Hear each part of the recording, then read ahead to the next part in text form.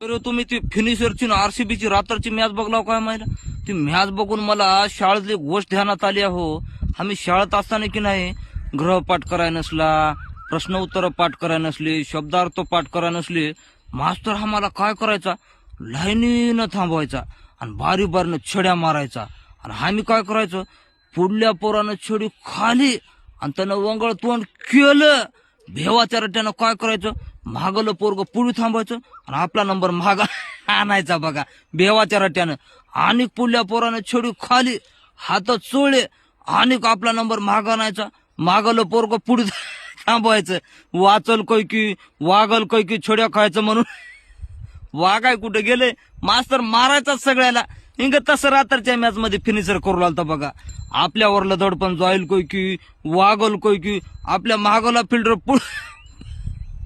पुढे धाडू लागता. फिनिशरचं काम करायचं 5-6व्या नंबरला याचं रन काढायचं. फिनिशर लपू लपू लप बसू लागता 9व्या नंबरला आलता फिनिशर. फिनिशर म्हण